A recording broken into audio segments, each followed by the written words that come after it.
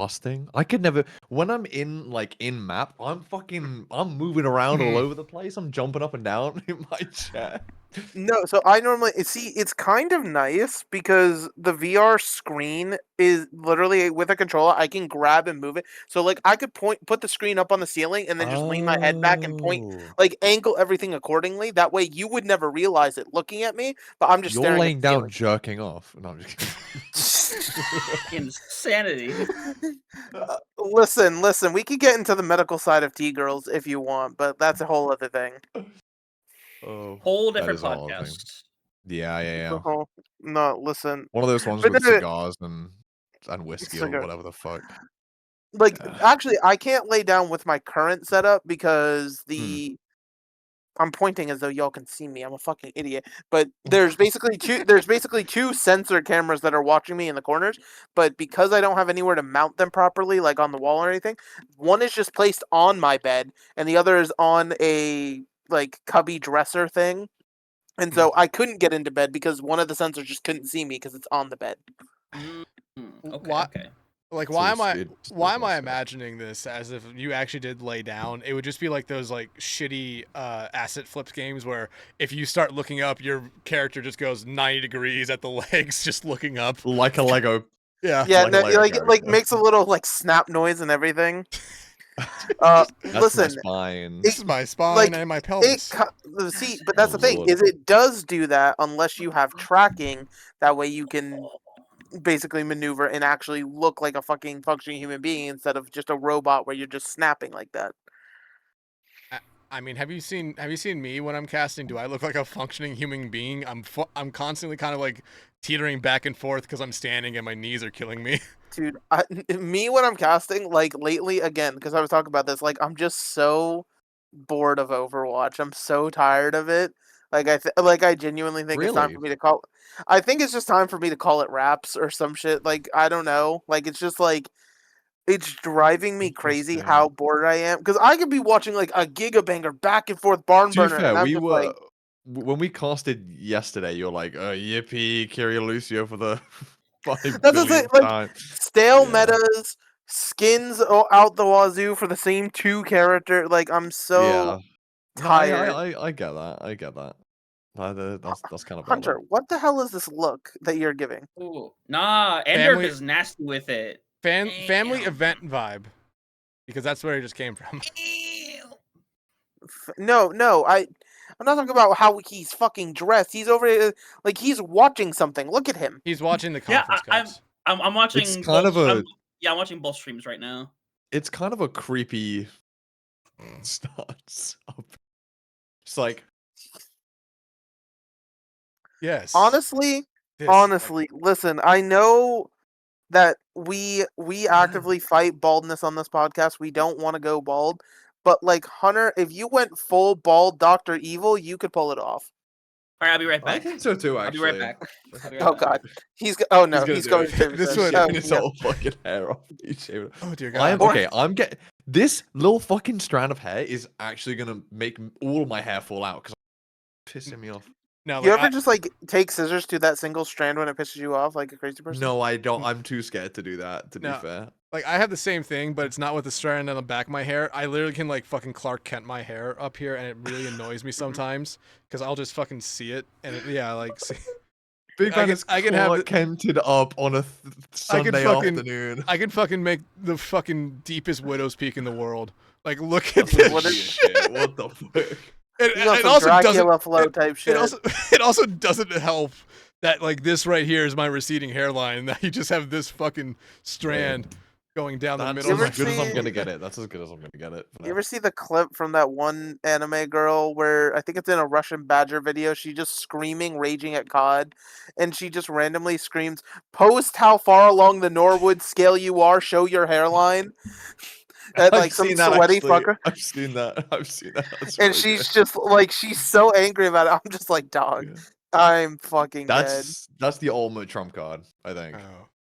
Yeah. So for those who don't know, let me pull up the Norwood scale line now. Yeah, the Norwood scale. No, I know it.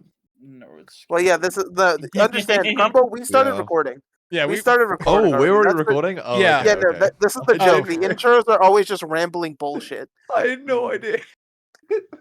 It's so Where's your funny. phone? Why is it right there? Okay, I Oh. mean, I think I don't think I'm receding. I just have a fat forehead, like, and I always have since birth. So I don't think I'm receding quite yet. But Yeah, like I'm closest to like 6 more than anything else. I would probably say. I don't know. The fact that I still have my hair at 27 in my family is a good thing since my Listen, I brother's keep amazing. getting Instagram ads for what's it called, Minoxidil or whatever the fuck. Yeah. minoxidil, yeah. I have Yeah. these. I don't know what it is. I don't know what it's even called actually. Sorry, what did you say it was called? Here, let me go. Don't- Let me go get Crumble's this. like, no, I don't get those. What are you talking about? Let me go get. Let me go get the Oh stuff my my God, dad gave me where? real quick. No, he's going to get his prescription. You know, I could just put on the wig for the whole podcast. So You have a That'd be wig? hot. That'd be hot Multiple. actually. multiple I'd pay to see that. Why do you for have real- wigs? Because I used to do a lot of cosplay way back when. I still kind of Oh do. wow, he's I would say you zoom should do in. some more cosplay. I do cosplay for the Halloween stuff. Cool, I fucked it up. but- Minoxidil. Oh, you actually have Did it? that, okay, Yeah, does my it actually dad. work? My Right, dad gave it there to it me is. because he told me like back here is kind of thinning. He Oh, said, yeah. like, you're probably the only person in this family that could actually be saved. This can be saved. salvaged? This could be saved. Like, Okay, this is wait, hold up. doable. Because I personally think it's scams anytime I It see it because probably it's is. like Instagram ads. But like, listen, tell me your results. I haven't Tell used me it how it's yet. cooking. true. Yeah. It's just In a the little comments. spray. Oh, it's like, give a your cream. Norwood scale in the See, comments. Yeah, Best listen, best every result single was the viewer- Fuller. Doug, Headrunner's gonna watch this and he's gonna be like, I'm off the scale. It's gone. There is no scale. Yeah, you see That's 7. Yeah, let's just skip to 8 where there's nothing. Okay. Oh. If only. No, like, but Uh, we got to this point. I was gonna say while you were talking about like kind of moving around your seat, like once I'm off camera, I don't relax. That's the problem. I've started to notice I fucking lock my knees when I'm casting because I stand. Oh. Yeah, like, oh, That's why at the No, end of I'm- cast, especially if Hunter, because he's probably the one that knows it the most. Like I say, my knees are fucking killing me. Yeah. does, If it I does. did stand while casting, which I have in the past, but I don't have like a. I'm a broke dude. I don't have a desk that can raise up into my ceiling. Oh, I Unfortunately, don't either. but if I did, you don't. So you just stand at the desk. Okay, fair enough. I'm really lucky where like when I'm casting, I look at like a wall that's going this way. There's a window seal right there. I just have a camera on. Oh, okay. Like- Oh, yeah, fair enough. Here, let me quickly take a photo. Lucky. That's smart. It's smart. Yeah. see, Using the environment to your for- advantage. I like for that. me, I definitely am like the second the camera is off, like I'm one of those people that needs to be warned if cameras are about to come back on randomly because I'm like Yeah. lounged all the way back, and especially with the VTuber models and stuff, like You I'm look- just like You're like glitching out. You just like look I'm super glitching stealth. out in the corner, like yeah. I It's mean, entire- I think Yeah, so because the thing is the setup. I that's see. Okay, that's the okay. window seal. My camera's sitting on top of the Dude, box that came works. in. That works. That's great. Yeah. Yeah, I mean, because the main thing is that my camera is I've got this. This is my second monitor I'm looking at right now, and I've got my first one, which is here. This is like that's my main monitor. So whenever I'm like doing a cast, I have all my stuff like the broadcast feed. I start it here so that when I'm looking at it, I'm not like looking over here at the feed. And then as soon as we switch to off cams, I'm just there like this, and I'm like all the way lean forward, completely locked in. Yeah, I'm a leaner. I'm a leaner person. Yeah. I'm like definitely lean when back. definitely when I'm sitting down, just like playing games. I'm a leaner as well, or just lean back. I have to forcibly like lock my chair during this podcast, so I'm just not Yeah. sitting back like this. Have you got that XQC stance when you game? Just Oh, where you're like when your feet are up Yeah. on the chair and you're fucking hobbled over. What was that one? That was that one Counter Strike pro who like was leaning all the way back, right? And then had like the keyboard at that funny angle and stuff. Do you guys remember that? Yeah. Do you know what I'm talking about? He looked like he was laying on his deathbed while playing CS, which playing CS. Oh, I think I've you're seen. you're definitely in your I think. deathbed, almost in your deathbed if you're still playing CS. I'm just saying. like this one? I don't think Yeah, it's that one. No, I it's think similar, yeah, but- it's similar. But like, oh no, the guy had the keyboard like on his body. I think, or like Oh, what actually the on fuck? his body. Yeah, no, it was crazy. There you go. Man. There you go. Dex, is that you when you're running it down and can fucking pump and No, comp? if That's my chair could you. lean that, can my chair lean that far back? Surely it can. It's a gamer chair. Okay, wait. There we go. I have to now. We have to Unlock it. test it now. Unlock the full potential. Wait, while you test that, I just realized this is the first time I've gotten to talk to Hunter in a while, and I wanted Hi, to tell Mega. Hunter something. Hi. Do the rest of the pod like that, you're- please. That's hell. fine. Yeah, you should do it like that. But Hunter, tough. I have discovered that you're a feeder. I would fucking. I am a feeder. Yeah, I'm a hard feeder. No, mean? see, I like this conversation going on between you two while Dex is just stuck. Like he's not getting. He's not no, getting he is stuck. But listen, Yeah. so Hi. like the CGL now has stats Yeah. Yeah, we for were talking about this yesterday. like Yeah. everything, Yeah. and Hunter, yeah. But Hunter, you are in the top 10 for damage taken and healing taken. Let's go, Deaths per dude. 10, Let's right? You're as taking well? all of the team resources. Wait, wasn't Hunter also Right. like pretty top at like for deaths per 10 as well? I swear we were looking at. I'm that one of anyway. his supports. No. Getster's in the top. Getster's in the top 10 for death per 10. Oh no. That's insane. I like- need to look at stats. I'm now. one of Oh the my supports for God. this team, so I might be the reason he's dying a lot, especially when we decided to play Cat 2 maps. Granted, we won one of them, but I was always throwing him to die. I just throw on cat every time. Oh, the We stats tried right it. now. Let's go. We tried it in our we had catch potatoes. We had a scrim on Thursday, and I tried playing cat first map, and it just did not work. I don't know how to play that hero in like an organized environment. I just ended up like running around the map and just Okay, I'm doing in- nothing. Okay, I yeah, feel. I'm in 6th place. Okay, The that's weird, that's the solid. weird thing is, that, like, I play Cat. You just basically have to play Cat as if you're playing Tracer without the survivability of what Tracer can, because you have to fucking instant Yeah, people. yeah, a little bit. Yeah. Ugh, dear God. Oh man. Am I Yeah. in the, please don't let me be in death for 10. Okay, I'm not in the top 10. All right, Am I in the I'm top? down. Here, Aw. wait. Am I in the top or bottom of anything? I did see your not name that I know- actually. So technically, you're. So for healing taken, you're in the bottom 10. Yeah, I'm a support. You don't get healed. Oh, well, yeah. Okay, yeah, that makes sense. That adds up. That makes sense. Damage- I shouldn't be I'm getting healed. definitely. Or am I at damage taken? Wait, mine. Oh yeah, I'm on 9th. I I'm, told you, I'm you- just you- I'm just above Fragster. Dang it. You absorb damage and you steal all of the healing, and it listen.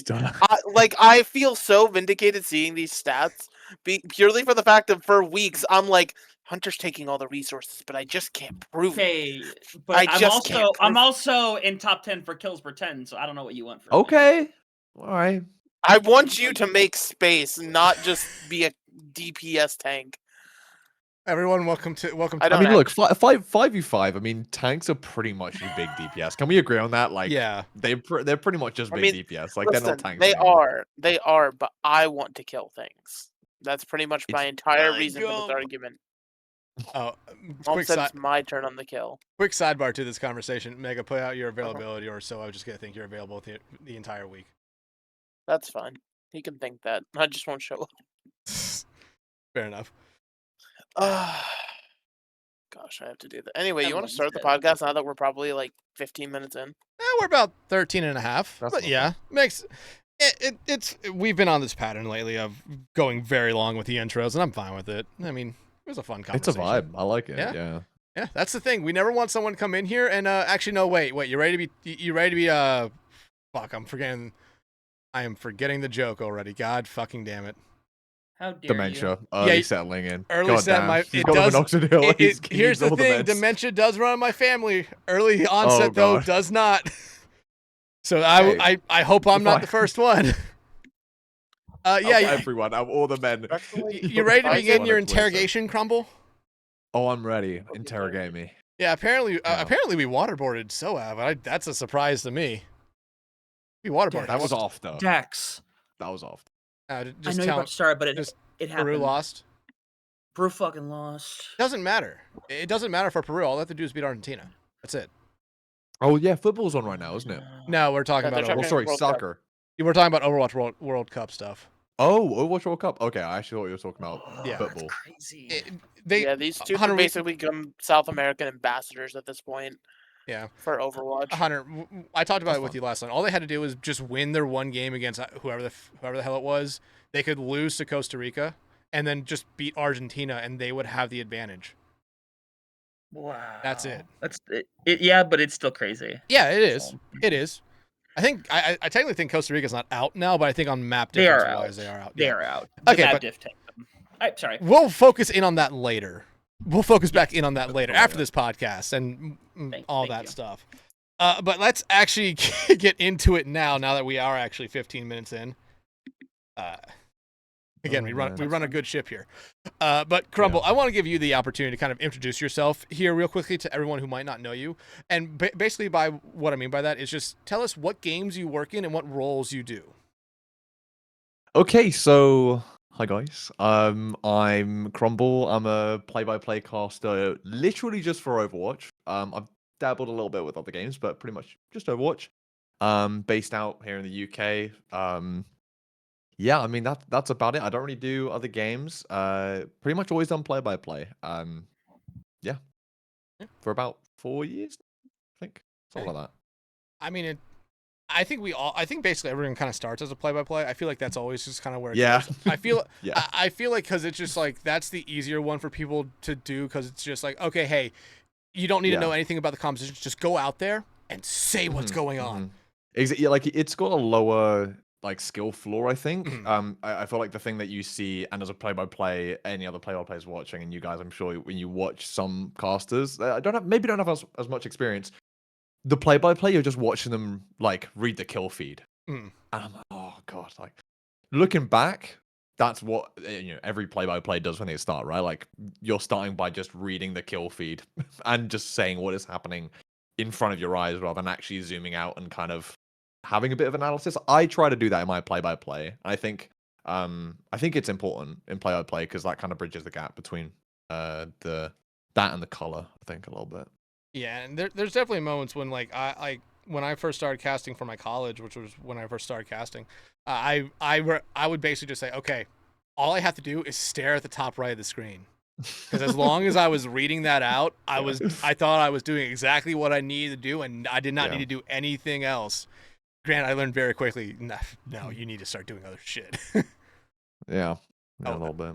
Just another thing. I don't know if you haven't or have yet. You can't curse in here. This is always something. Oh, I've been cursing the whole fucking time, baby. Yeah, come on. It's always something where we have guests come in and we're about an hour into the podcast and it's like, can I cuss? I was like, yeah. And they go like, shit. Oh, sorry. Yeah, it's like that. And I completely understand why why the guests have been like that. It's just like when they're casting, they don't do it. They're trying to keep it professional, PG as well. Yep. No, you can come in here and just fucking curse up a storm. I don't do this shit. It was so hard for me when I first started to not swear. Oh man. Yeah. But now I feel like you get that flip that switches on, right? And then you just don't swear at all. And then like doing something like this, it's kind of, with other people in broadcasting, like that you've still kind of got that filter on a little bit.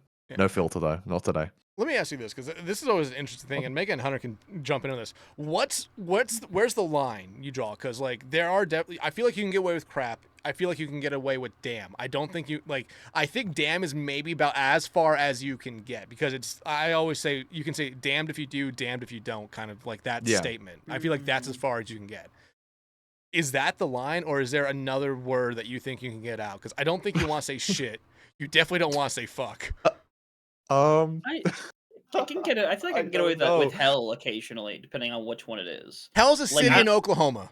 I don't care. Yeah, I'll use a phrase like "bad out of hell" like occasionally. Yeah, and I don't know. I think for me it's much more like subconscious. I've never gone, okay, here are the swear words. I'm drawing the line in the sand here.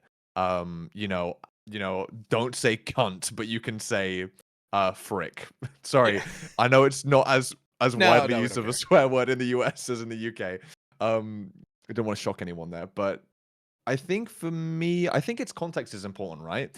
I feel like the ones that come up, like you guys have basically been saying, is like damn comes up a lot. Like I'll use that sometimes as a punctuation. I feel like on a big play, like that was a damn big ultimate or a damn big mistake. Yeah, I don't think I say it too often, but I'd like to think I have a bit wider of a vocabulary than that. But yeah, I feel like it's pretty obvious. Like crap, I feel like is probably just about like where you can draw the line. I wish I would love to do a cast no filter though. Like just letting everything rip and just like kind of like a couch cast kind of thing, which we don't really have in Overwatch. I don't think. Yeah. It's not common. Not in the fully traditional sense, but we get them occasionally. Not in the fully traditional. Mega, let me ask this: are you gonna do the couch cast thing for Face again this season? If you're gonna do it. Yes, and my plan is to be a lot more active with basic and more couch casting, more like a vast co-stream style. Because like, obviously, there's everybody who's doing like the actual formal cast, which hey, props to y'all. Fucking, do your shit, get your bag, all that fun stuff. But like, I feel like there's such a like I literally was saying this with Ged the other day when we were doing some World Cup stuff. I was like, there's such a market for shit posting that is wide open because the Vast doesn't do fuck all anymore. That is just being untapped in the Overwatch community. But to go back to the swearing thing, I just want to quickly say that I feel like I'm always on my best behavior purely because the way that I developed my filter was more so theater related, like making sure not to swear in front of children and stuff like that. Like it's so like you were saying, it's so unbelievably just like reflex at this point that it turns itself on and off in those situations. Yeah, totally. The only thing I can think of when you said, Theater taught me not to swear in front of children for that reason. It's just like, it's just that old sign of like hey, if you leave your kid unattended, we're gonna give him a Red Bull and teach him 7 new words. Oh, no, listen, don't get it twisted. I definitely have sworn in front of children before. I have 2 different events. One of me just accidentally saying fuck loud as hell into a microphone while I was backstage. And then another where it wasn't me directly, but I was involved in the cast. But we had this like typewriter thing going where we were typing up the words we were saying behind us because it was a bunch of kindergartners. And somebody typoed the word duck in a very funny way. And penis, guys. Penis, if you didn't catch that. Penis. No. And then we just have a whole room of kids saying, Dick, what's that? It was like, fucking jeez. Fucking jeez. God, that's really fun. You could have quickly pivoted and just added an S and just say, oh yeah, the sporting goods store. Doug, we're talking about animals on a farm. Where is the sporting goods store on the farm? Dude, the animals go there all the time. For baseball caps and stuff like that.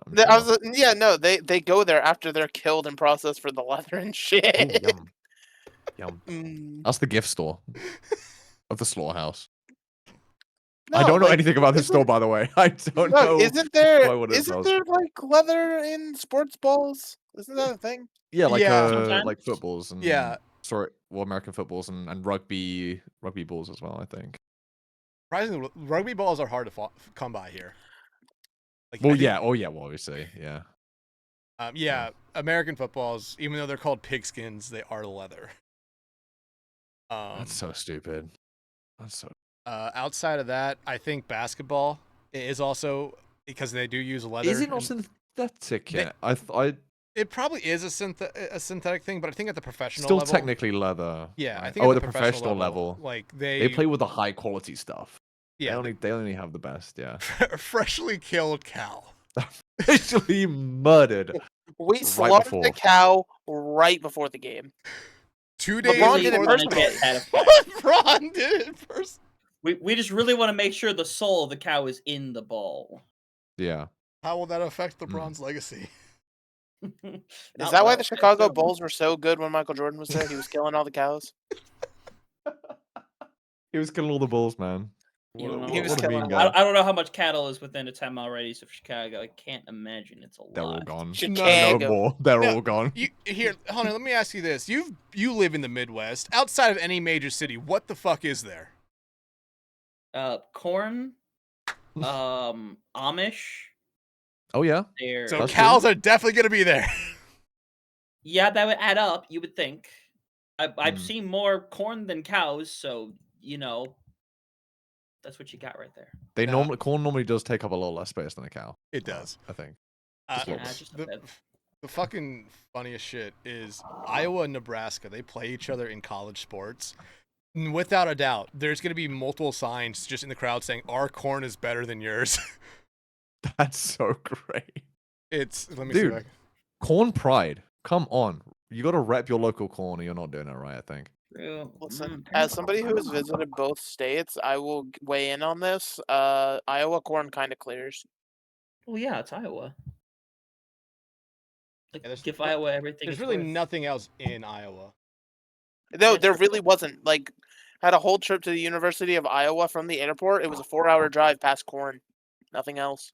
The only thing I know about like American colleges and stuff is I watch a lot of NCAA volleyball, so that's the only thing. Like I hear like University of Iowa and like University of Florida. They have corn mascots. Sorry, that's how I got that off. This is I'm a gonna cut rivalry myself game. off They're with because, dude, wait, no, the bird's gonna eat the corn. They're both birds. Oh wait, hold on. Okay, I can't. It's a little small for me. The one on the left kind of looked like a bee. Wait, hold on.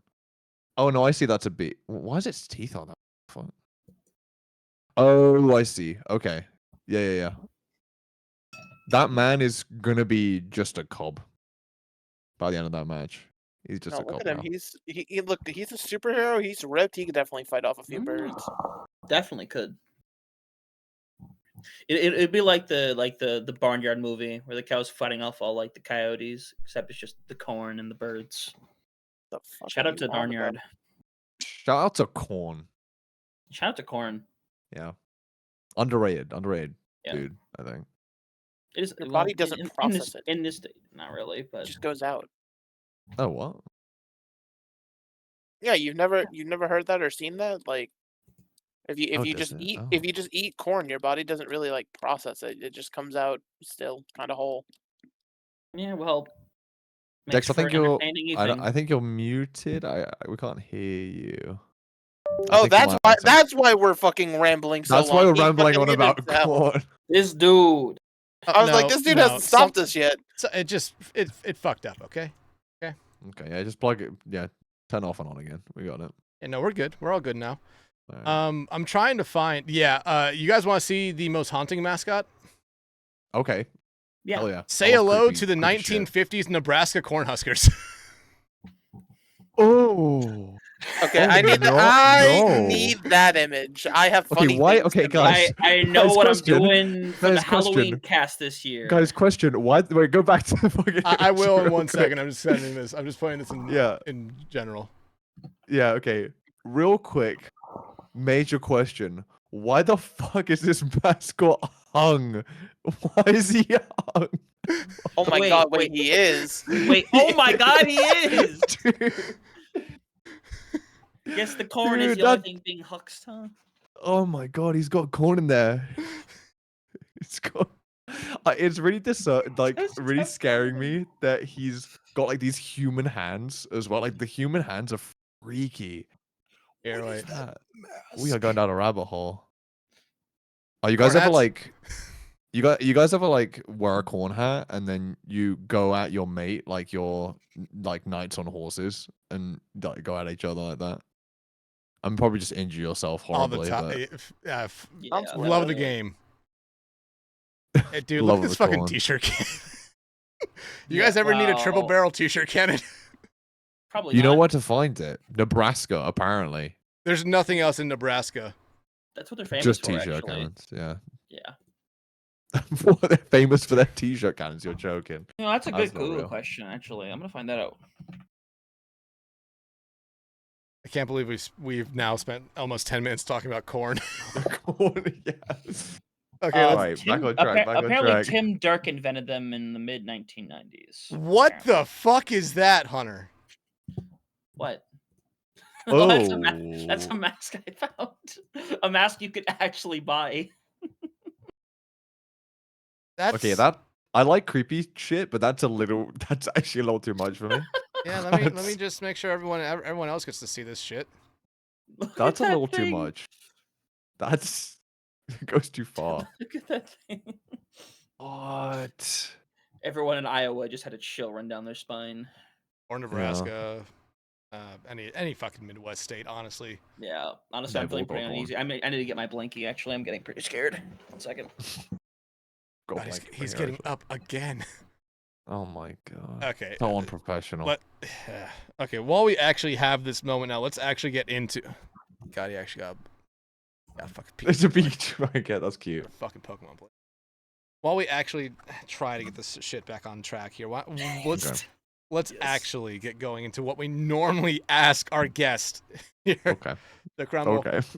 I want to know what got you into doing stuff with esports, and what got you into doing stuff with esports production. Ooh, this is a long story. Long story. I'm Fair. opening up the book. So 2020. Was it 2020? Yeah. So 2020. Obviously, year of the pandemic.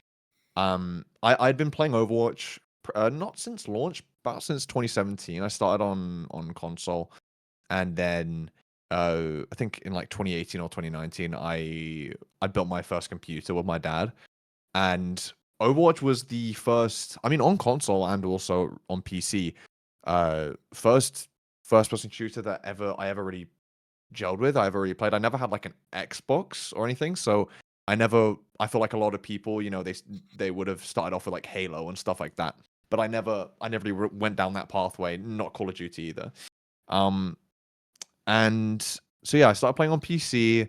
I never really took it too seriously. Kind of just playing with friends, meeting a couple people through the game. And then I kind of went off Overwatch for a bit and played a lot of Dead by Daylight, which, by the way, God, I wish Dead by Daylight had like an actual, like, was actually viable for esports, because I would love to cast Dead by Daylight. I know it exists, but it's crap. It's crap. I'm sorry. It's do not terrible. tell that to Edgar the Ruiner. I know, dude. I've talked to him about this.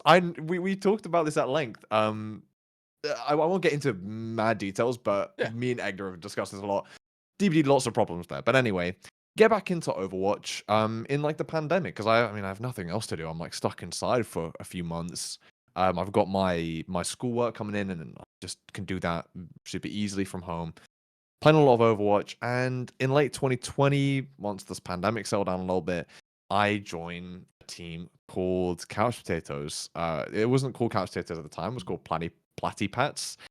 And around the same time, Gio, we all know Gio, very handsome man. He joined as well. And that kind of was the catalyst for everything. We started scrimming a lot. We bounced around a few orgs, but eventually, the org that Couch Potatoes settled at was, if anyone remembers this is a deep cut EU org, right? Arena 51. I don't know if anyone here remembers Arena 51. Probably not. Arena 51 was an interesting org. It honestly had a really good community, all things considered. Management was a bit iffy, but it was a really good community to kind of learn how scrimming worked, especially in like that kind of more competitive organized play. And the way we found Arena 51 was that they would essentially cast scrims. Like, they would cast their team's scrims, and we went against a team who was already in Arena 51, and they were like, hey, you know, match that. Hey, this is going to be streamed. Hope that's okay. And after that, we went back and we watched the stream, and we're like, hey, like, these guys like stream all the scrims of their teams. Like, this is cool. And we joined the org from that.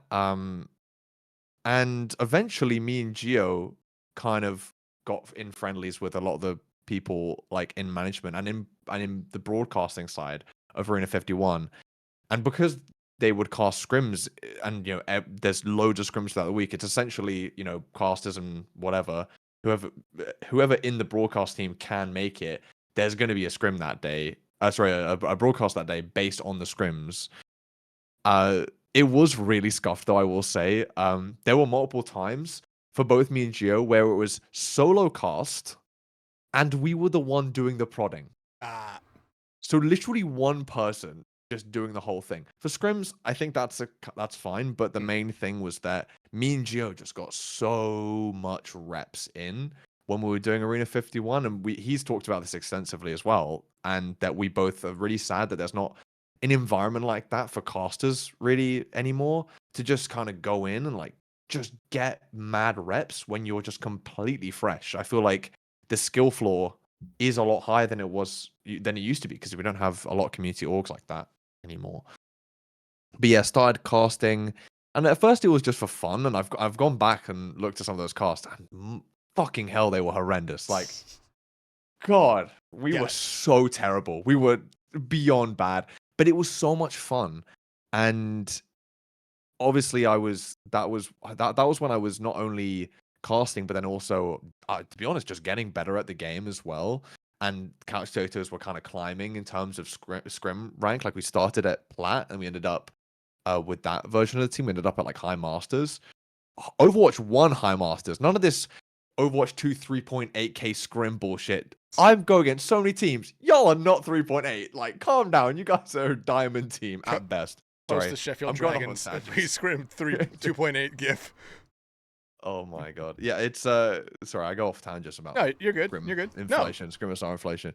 But yeah, I think those two things really like snowballed into each other, like gaining more of like a love for the competitive side of Overwatch, and then like wanting to cast maybe more competitive Overwatch games. And then Arena 51 would have a few tournaments, and that's a little more high stakes. And the production value definitely was more there. You know, we actually had more than one observer, and an actual dedicated producer and stuff. And eventually, me and Gio, like, definitely we molded into this like dynamic duo in Arena 51. And then we took our casting to a few other orgs, including BPL and CGL back in the day. We did a lot of casts for BPL. Shout out to them. I mean, they still do great work. And the production quality, I'm a bit biased to CGL. I think CGL is the best production quality, but BPL's production quality is still very, very good. And also Solomon. I don't know if you guys know Solomon. Solomon's a fucking genius. Like that guy, the systems he builds for like stat management and like all these like interactive widgets and stuff for the well, no, not widgets. What's the one I'm thinking of? Like overlays and stuff for the stream and graphics. Insane. Like that guy is a fucking genius. Shout out Solomon. Yeah. But we even eventually started getting like VOD reviews, me and Gio together for casts. We got reviewed by Jogogod. We got reviewed by, I think we got reviewed by Jaws as well at one point. Nice. Who's really nice. Yeah, lovely guy. Got to actually meet him in person, like actually chat with him at OWCS. Not this year. This year or last year was super crazy big, but the year before at Stockholm was a little bit more stripped back. But yeah, I mean, it's kind of just been this quite a few years long, just getting deeper and deeper into the weeds of the broadcasting, and into competitive Overwatch. But yeah, I did take a break from casting for quite a bit. It was almost just under a year and a half, actually. I think I just kind of fell out of love with it. I think what Megalass was saying a bit earlier about the fact that the game kind of feels stale to them right now. I definitely was feeling that about a year and a half ago. That I didn't feel the game was super stale for me, but it was getting a little bit that way. I just thought like I either have to drop like scrimming and playing tourneys or whatever, or I have to drop casting. Like I can't do both. This is too much for me right now. And also I was at the end of uni, to be fair, so there is that too. But now I'm back. I think like yesterday. Was it yesterday? Wait, am I tripping? Was it yesterday, Megalass, that we casted? It was yesterday. It was yesterday, man. Yesterday has been my 4th cast back. And yeah, I'm really happy to be back into it. Getting back on that bike, getting the dust off. It's been super fun, and I mean CGL is just a perfect place to do it to me. Like just I feel like the ecosystem of casters there. Like I mean, shout out to you guys. Everyone's just lovely there. And also, again, the production quality is ridiculous at CGL. Like it's better than OWCS. Like come at me, I don't care. Hippie, like that's CGL is Hippie and Headrammers. Like I think best example of their production company of XYBA. That they can always just kind of say like, hey, here's the quality you will get from us, and it will always be from CGL. And some of the other stuff they did, like they helped out with the Team USA trials last week with I saw that, yeah. with USS as well. They've made packages for some universities here in the United States, and I think they've also done some work on some other games. I don't remember necessarily what games they were, but they have made like full broadcast stuff with them. They do it all, man. Yeah. like we've had on both, like I said, both Hippie Headram. We've had on Solomon, who was really fun to have on, especially. Oh yeah, because, you had on Solomon. That's cool. Yeah, almost a year ago, I feel like we've had on Solomon. Okay. I think he was early, right, guys? Like he was a single digit number, right? I want to say so. That sounds right. Yeah, I want to say he was like episode 4 or 5. Like he was early. He wasn't that. No, Headram was 4. I remember that. I mean, I could just look here. Solomon was. Oh wow, he was later, 14. 14. So we're about a month away. he was with us 11 months ago. But like again, I think like CGL, I think they have a really good thing lined up, especially well, I think it also kind of depends on who you get as the producer, because there are definitely some who are brand new to it who do struggle, but at the but at the same time, like they're actively getting helped on it. Normally, you'll see either Hippie or Headrammer in there, kind of helping them along as well. And like that's the same thing with BPLs. We've always kind of said both BPL and CGL are really welcoming to new people on the production side, whether it be a caster or people who actually want to learn how to produce, learn how to observe. They are always very open to helping people get into it. No, 100%. Like, I think the only reason why BPL, why I didn't go back into BPL, come back to casting. Correct me if I'm wrong. They just don't really have a lot of EU, right? I don't think. I think it's mostly NA, right? Yeah, I think that's the unfortunate part. Is mostly an NA thing now, and because it's mostly a draft league as well. I feel like you always will end up having a lot more NA people. Yeah. Oh yeah, the draft. Yeah. So I like the fact that with CGL, obviously, I mean, I was doing a lot of BPL when I was in uni. Unfortunately, I have a job now, so I can't really. Some nights I can be up late. I've done, I think, one NA cast so far for CGL, but it was pretty much exclusively NA that I was doing at BPL, and then like I think CGL at the time was kind of my balancing out of it with EU. But yeah, man, at the time, me and Geo, like when we were bouncing back between BPL and CGL, we were doing 5 casts a week or something ridiculous like that, and sometimes like way more when we're doing like a 7 p.m. for us CGL match, which is obviously the standard time here for matches, and then we go to BPL and we do the whole like segment. Like they would have those like segments of multiple matches, right? The 3 blocks. And sometimes they have the blocks. Thank you. And they sometimes wouldn't get casters, and a lot of the time, I mean, you can ask Solomon about this, right?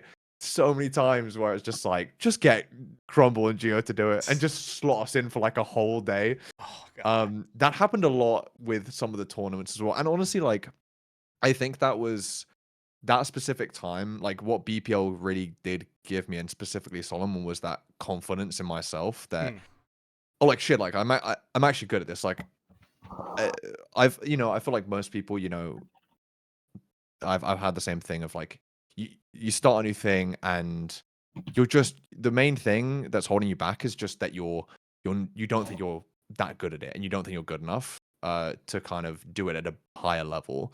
And then going into BPL, first of all, getting lots of reps there, but then also BPL having partner events, which obviously they do quite a lot there. I don't know if they still do them there, but at least a couple of years ago they were doing a lot of them. Specifically, BPL partnered for the Guardian Angel charity tournament, which I don't know if you guys remember. Funny story about that actually is that I introed us on the I don't think it was multiple days, but I introed us for the stream, and I said hello and howdy. My name is Geo, so that will always hang over my head. Guys, we got Geo on the podcast. We finally got him. He's here. It's me. It's Geo, guys. Try not to fangirl. Didn't we do a Geo episode? No, we haven't done one with Geo. We never got to. Are you sure? Yes. Very yes. Geo's one person I've always wanted to have on, but he's like, I'll get him on, dude. I'll peer pressure him. I speak to that man like every day. I know, but like I messaged him 2 weeks ago to try to get him on. He's like, I have to work in the morning. It's like I was like, I understand, man. There's not many days. There's not many nights he's up this late. Yeah. But yeah, I think having. I remember Solomon like talking to us about it and saying like, you two are our like Like I want to put you guys on the grand finals. Like I want to put you guys on these events because I trust you. Like I know you guys are going to do a good job, and that's really what Solomon and BPL as a whole really gave me, is that confidence in myself, that I could take it further. Didn't end up taking casting further to like a, I obviously stopped doing it. I think if I had kept doing it, I would have wanted to keep pushing for, more paid work and trying to kind of push this into my career as much as I can. Things have changed in my life quite a lot since then, and my career is going completely different direction. But yeah, I always think about that and what BPL gave to me in that way. And I love Solomon. I love that guy. Seriously, I can never stop singing that guy's praises. Yeah, and like Solomon, and especially BPL, like Solomon has his own. He called it a white hat thing. His own like little production company as well, where I think it's under his own name. He's the one who's been doing the at least as far as we know, as far back as season 5 in Face It. He's the Solomon and BPL are mostly the crew that is doing the Face It League Masters playoffs. Yeah. And they're also helping out with a lot of the other like big stuff as well. I think when they had the show match, when the OWCS LAN was in China, they had the show match where it was like, oh yeah, everything's happening in Dallas, Texas at that DreamHack. The broadcast was a BPL thing with people both in Dallas, one person in Korea, because MI Blizzard was in Korea, who parseced into a computer in Dallas. Oh my god! And it was being produced from, I think, wherever Solomon lives. Fucking hell, what a mess! But he still made it work. Like they run a tight ship there. They really do. Not to like go away from this, because like you've already kind of answered what the next part of the question is, as a 2-part question. But I mean, what keeps you? I'll just say, like I said, you've probably already answered a decent amount. What keeps you coming back to it, or what kept you coming back originally? To Overwatch? No, to esports, to esports and casting. That's a hard question. What keeps me coming back? I mean, I feel like you kind of already did answer it. I did, but I think I did it by accident. I'm an absolute world-class yapper, so I probably did it by accident in passing. Perfectly fine this podcast. Yeah. What keeps me coming back? I feel like Overwatch is a really special game. There's a reason why I've stuck to just Overwatch, which is because we can have stale metas. Like, yes, we've had a lot of Lucio Kiriko since Overwatch 2, since Kiriko released. And obviously since before that, we've had a lot of Lucio, obviously. I'm not complaining. But the expression that Overwatch gives its players is just beyond any other game to me. The ability design, the team, as much as maybe in the past they've, like the Overwatch 1 drought, right? And there's some questionable heroes that they've released under Overwatch 2, well, now back to Overwatch 1. But the kind of more current, more modern Overwatch team that they've released, like Life Weaver, what the fuck were we doing with that? Like, what a mess of a hero. In terms of design, same with Malga. And they have a couple outliers like that, but they just knock it out of the park. Like, I know people, like, for example, get frustrated with like Freya and like Vendetta and some of the new heroes, but the hero designs are always great. Like, the abilities, they always think of something new. The consistency, I think, just from Overwatch as a game for me, in how it can just keep evolving and expanding, it just makes it the most amazing like casting playground, because so much new stuff comes out and so many different interactions can happen. And for me, a big thing I love about casting is just the variety of it, and that there's this player who tends to play this hero in this matchup, and I can think of this pun to throw out at this time and stuff like that. And I feel like you maybe get some of that from other games, but it's just not the same as Overwatch. And the ebb and flow that Overwatch has, specifically for esports, that push and pull in momentum that matches can have. Like, if you're doing your job right, and I'll credit Gio for this, you can absolutely like build a story out of a match of Overwatch. And there's not a lot of games where you can do that as well, right? there's so many moving parts, and you can really weave a story together. And yeah, I just love it. I just love it. And I think the only reason, like I said, why I stepped out is just because university and I think a bit burnout of the game. But it honestly lasted a lot less than I thought it would be. I didn't think I was going to come back to casting, and yet here I am because I love Overwatch. There's nothing like it. And I think that's where a lot of us are as well. Even with Mega saying that she has kind of fallen out in love with the game, I think it's still there. It's just Mega's right. The meta right now is kind of stale, especially at the support line. Yeah, I think the current one is a little stale. Yeah. Yeah, and like normally this is a time where there's no professional esports going on or WCS going on, where you would see a lot of wild shit go out there. Or be going on, but everyone I think is so hard stuck on. Okay, yeah, the strongest supports right now are Kiri, Lucio, and then there's D.Va, Zarya. Zarya, yeah. And Zarya, I think actually Zarya's falling off a little bit, but I think so. I think people are figuring out. Sorry, we're going. I don't want to go on meta. Go ahead. Actually, yeah. I was gonna say, I feel like people figuring out, like, because especially Zarya with Vendetta, right, is obviously one of the key reasons why Zarya's been so good.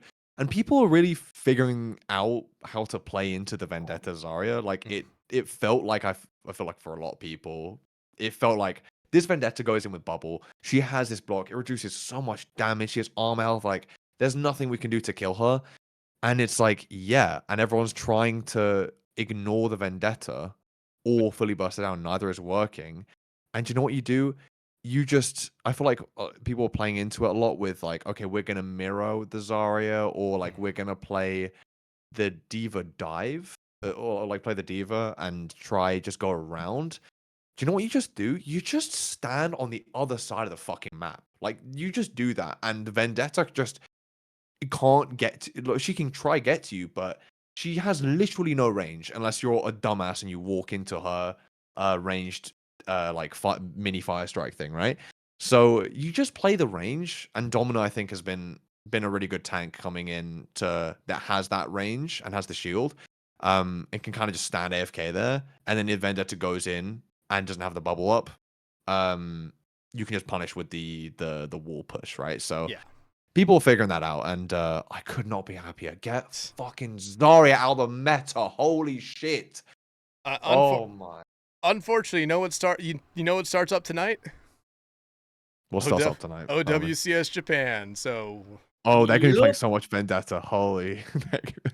No, but that just means there's going to be the pro scene that people will look at and say, okay, this is what's strong because the pros are playing it, and not just play what the fuck you're good with. Like, I'm shit enough at the game where fuck it, I will run down on the worst shit imaginable, but hey, I know I'm good with it. Yeah, I think there's some credit. That's why I like when we have like with CJ, especially, like we have like fucking like diamond tiers, and that's something you don't really see. Like, normally nowadays it's like you've got masters and then you've got open, and that's literally it. Like, that's all you have. Whereas now, and like if you're a lower team, if you're like a diamond team, you're like, well, fuck, I guess we have to go play an open then. But with a diamond tier, I mean, in Arena 51, we literally had like gold teams, like gold fucking scrim teams, flat scrim teams.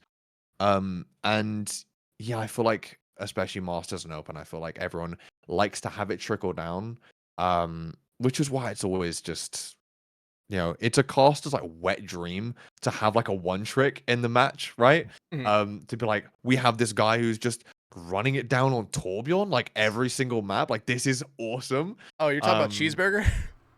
I'm talking about Cheeseburger. Hell yeah, I'm talking about Cheeseburger. But that was just an example. But yeah, Cheeseburgers are great. But then also, hey, Couch Potatoes, we've got aimbot Kevin. All right, we've got this absolute mad lad on the Junkrat. Don't underestimate that guy. He's scary. Aimbot Kevin, you would think, okay, yeah, hit skin. Nope, Junkrat. Yeah, right? Yeah. Quickly, Mega, because I know your opinion on this. I don't think Crumble does. How do you feel about Diamond players? Oh. It's changed, actually. It's changed a little bit because, like, I'm realizing that is kind of where the fun is. Like, I very much used to be of the mind of, I don't want to watch this dog shit get this slop off of my screen. But as we've just been watching, like, meta get staler and staler over time, I'm like, Yeah. you know, these are the little Timmies of tomorrow that are, like, willing to innovate and try something new. You know, like, go ahead, little Timmy, play the Moira Wu Yang backline. Let's see what it does. Go on, It's go gonna on, work. little buddy. Don't doubt That's the thing. It can work because they're Mhm. playing in fucking Boblo, so it's a whole thing. But yeah, no, I mean, like again, I used to very much be against it, but it's just like not everything has to be OWCS. Your ranked matches don't have to be OWCS. That being said, if you play Mercy in my lobbies, I have your IP address. I'm with you on that one. Actually, get out of my game if you play Mercy. Don't come near me.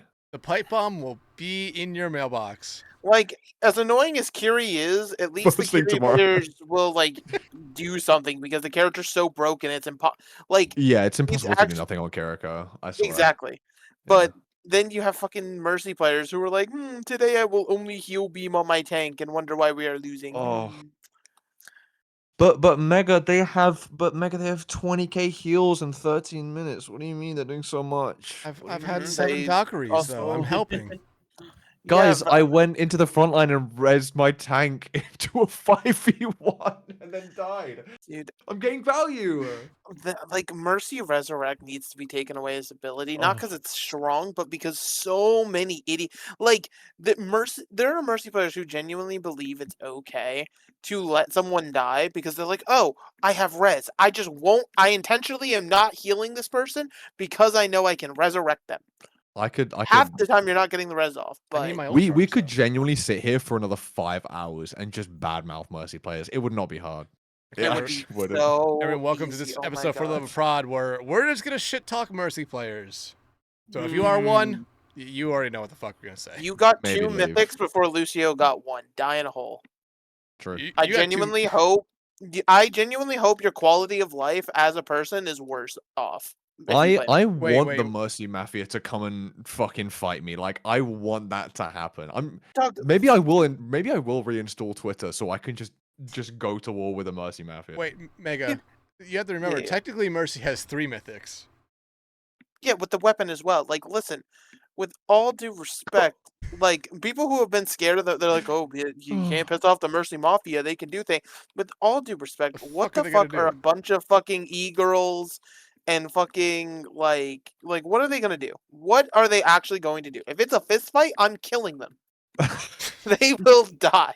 There is not an if, and, or guys, but. the VTuber will fucking kill you. Watch out. Pipe bomb.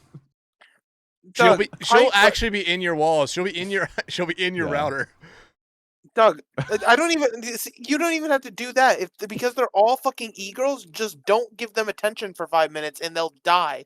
Like fucking, they'll like scratch at the doors and shit. Like a really like high maintenance plant. Like you don't water it for like 2 seconds, they just crumble up and die. Yeah, exactly, but they get watered. Like stop fucking watering them. Let them die. They're like a hamster. If you leave it by itself for 5 minutes, you will come back and somehow it's exploding. It's gonna have a noose around its neck somehow or something like that. Dude, hamsters are crazy. Need to be dying. Hamsters are crazy. One of my best mates growing up had a bunch of hamsters like at all times for some reason, even when they died. Like minimum 5 hamsters in that house, and like they would be jumping out the fucking cage and like chasing the dog that they had as well, like nipping like the dog's ankle. Yeah, seriously. Don't fuck with hamsters. Like, actually, no, fuck with hamsters. They'll just end up dying quicker. I mean, oh yeah, it's the duality of hamsters. They either jump out of the cage and immediately die, or they're like, oh my god, this is a really like random side thing. No, do you guys remember that entire podcast? Do you guys remember that movie about hamsters that were like spies? Does anyone know? Yeah, yeah. I had the DS game as well. Like hamsters either die immediately or they are that. Like there's no in between. We gotta bring this up, please. This is. I always think of just the hamster from fucking what's the movie Bolt. The one that he's basically just he's just a roided out fucking hamster. He's like pissed as hell at all times. G-Force was Disney? You know shit, it was a Disney movie. Wait, I did not realize it was. Dude, Disney in like the late 90s and early 2000s were just doing absolutely anything. Dude, they had fucking. Yeah, do you they had know? fuck you money and all the. Oh wait, no, execs were- no, these are guinea yeah. pigs. Yeah, guinea. Okay, Oh, not guinea quite, pig. but they're They'll close. fucking die just the same. Fun fact: do you know how much this movie costed to make? You know how much it costed? Wasn't it like Okay, 100 can I mil or guess? some Can I shit? guess? Yeah, guess. let me Okay, just- I don't. Surely it's not over like 50, 60 million. Like that would be ridiculous if it's over that much. Let Yeah, me just it's see over the that cast much. for this. I would say I thought it was Higher. 100 mil, but like wasn't it 120? How much? How much is it? It's higher. Higher How than much? 120? Yeah, What it's higher than 120. is it? 200? Who the fuck It's is less the than that, cast? thankfully. You know, it was 150 million for that. On a movie. fucking. On the a cast- Surely show they saw about- returns on that. The cast makes complete That sense when part you I look at don't know. this. On Will on it. I don't. Yeah. Oh yeah, Zach Gafluckerfugger. Oh, Yeah, that guy. Galifianakis, I think. Steve Yes, Steve it is Kelso Kelso. in this movie doesn't have a fucking photo. Corey Eubanks plays himself apparently. What? So does Wow, Landon. What a Landon fever Wainwright. dream that film is. What a fucking actually- fever dream, right? Okay, they made their money back. They Okay. grossed close to 3 million nationwide, or 300 million. Sorry. This is Say. Okay. this okay, is the see, best They because doubled it's down. only an hour and 30 minutes long. Okay, see, but Dude, hold on. bring we need- back 90-minute films, please. We need more Please, dude. 90-minute films. Like that's actually that's so true. Okay, G-Force tangent over. No, it's not over. It's not over because I have something that needs to be brought up. Who do you think has wasted more money on dumb shit? 2018 Overwatch League or 90s early 2000s Disney? Well, as Okay, we I mean, found if out you- in very Technically recent times, Technically, the answer might 90s to be 2000, Overwatch League. 2000, early 2000s Disney was making money still. They were making no, the but they money were back. Just doing shit. Doug, That's true, though. They were making some of the money. Like, They had, in like, what funny world money do you look coming at by. G-Force having like a, what do you say, 180 fucking This was million dollar 2009. budget? This was 2009. Oh, 2009. Yeah, But two- also, like, in what world do you see that movie with that budget and you go, oh yeah, they're making their money back with fucking guinea pigs, like CGI guinea pigs? I mean, I went and saw G-Force as a kid, so I don't know. There I you go. did not. Yeah, So did I, so but- Wikipedia, I think you guys already said a budget of 150 million. The box office, 292.8 million dollars. Oh, that's excluding marketing as well, isn't it? The 150 or whatever. I so think- I mean, they I- barely I- made their I'm money back. scared how much more marketing they put into that. I think a I'd be lot of the scared. times they do. I remember, like, they add dude, that they had into the a budget. DS game, right? They had Oh, a do? DS Okay, game. alright. They had a DS Yeah. game and then a console game. Which, by the way, DS game, sick as fuck. That game ruled. I had that on my. I think I have it kicking about somewhere, probably. I don't know. Apparently, it did win one award. It did. What the? For- Fuck? as Best guinea pigs on film.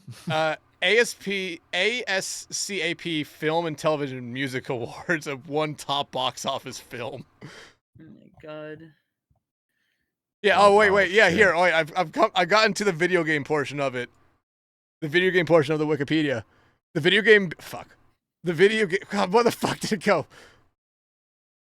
There it is. The video game based on this film was released for the PlayStation 2, 3, Xbox 360, Wii, PSP, They Nintendo wanted DS. it everywhere.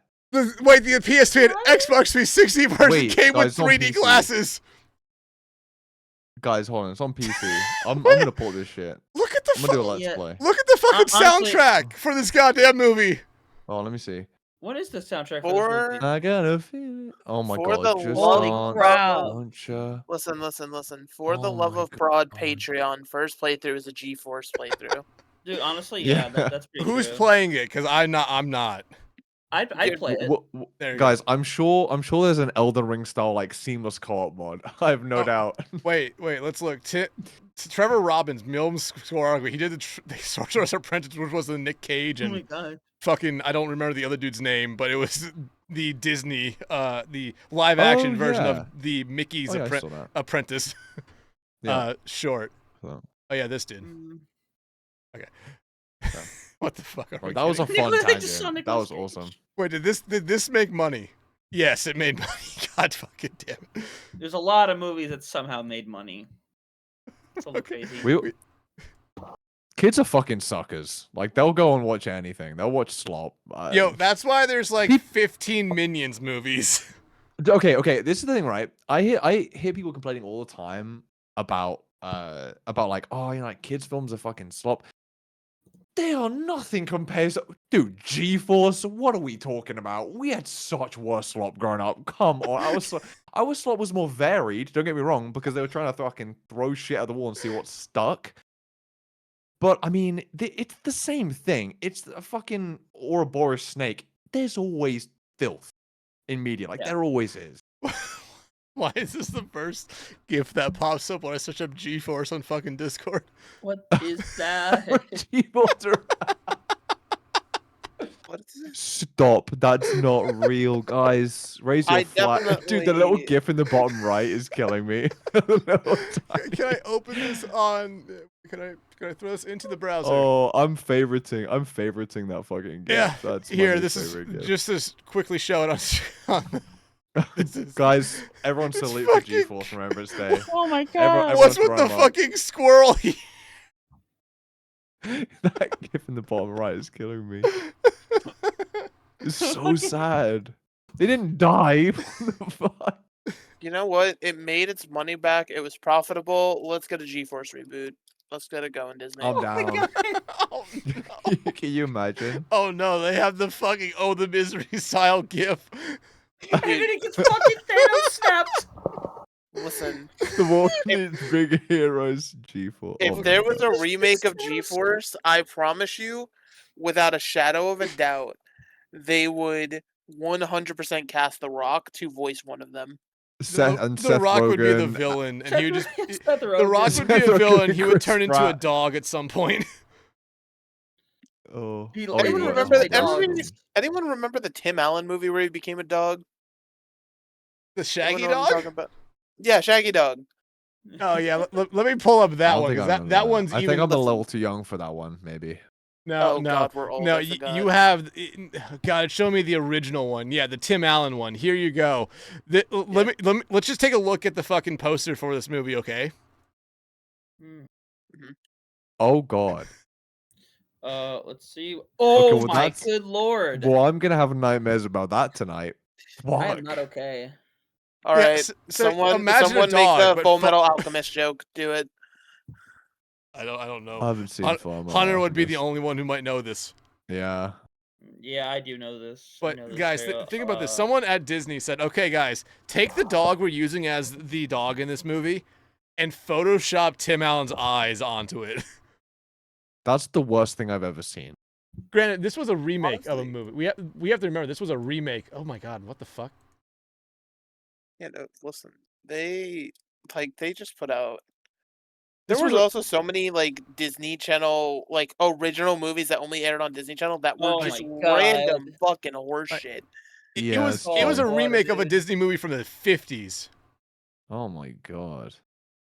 A new kind of horror movie. What? Horribly What? funny. Oh my god, what they did there!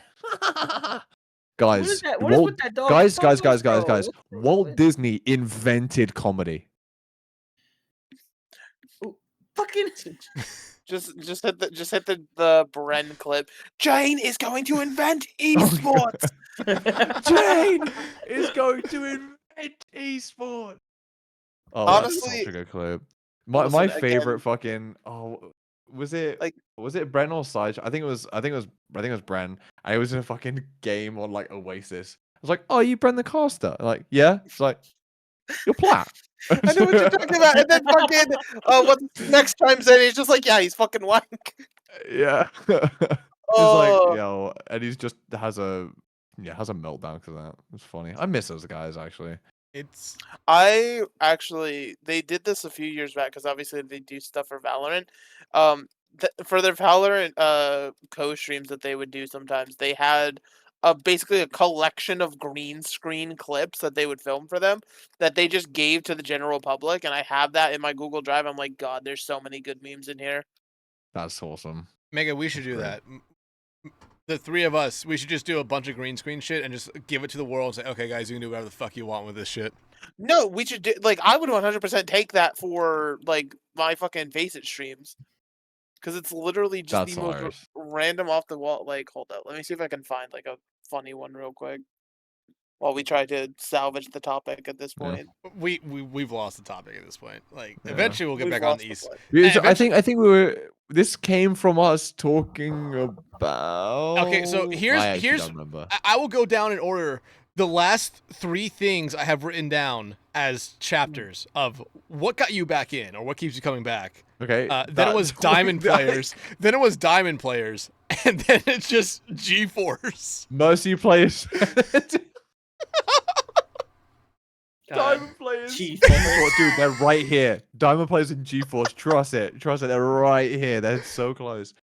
Oh You know, my every Diamond player owns a DVD copy of G-Force. You can't disprove that. You can't. I wish disprove I it. could just pull out a G-Force DVD right now. Be the greatest clip of this entire podcast. Another tech pause.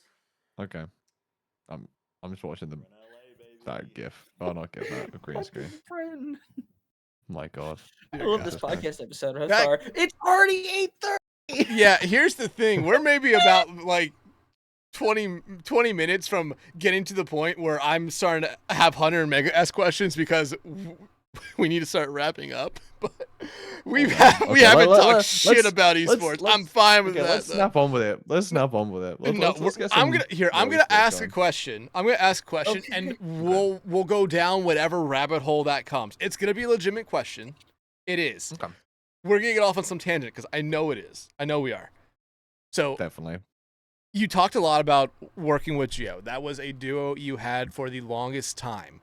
Now that you're, and I imagine because you worked in BPL and CGL and probably a bunch of other stuff out there, like you said, you guys would go from org to org, kind of casting them. I imagine you also got used to working with other people. What is that biggest difference between having that duo you work with and then just working with maybe a person 1 or 2 times?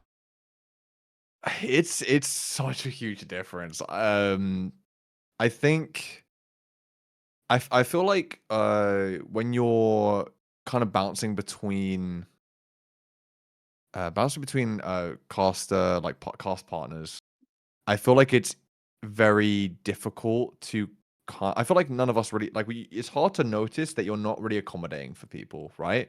Like this is something I've been trying to work on a little bit since I've been coming back, which is that with Geo, we didn't hybrid cast. For people who are maybe watching this who don't know what hybrid casting is. It's where you're not super strict about play-by-play color. It's that, if the play-by-play maybe extends and it's a long fight, and they maybe do the color a little bit as well, and then they hand to the guy who's the color caster, and then they do the play-by-play. So a little bit more like fluid in the way that it works, and a little less rigid. Me and Gio did that quite a lot, which means coming back and casting with people who aren't Gio, I have to do my throws. I have to force myself to throw a little bit earlier, which is definitely a little hard to get used to.